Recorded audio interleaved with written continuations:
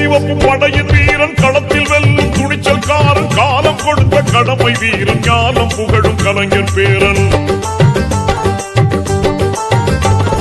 கருப்பு சிவப்பு படையின் வீரன் களத்தில் வெல்லும் துணிச்சல்காரன் காலம் கொடுத்த கடமை வீரன் ஞானம் புகழும் கலைஞர் பேரன் திருப்புவளையின் வழியில் வந்த தமிழ் குருதி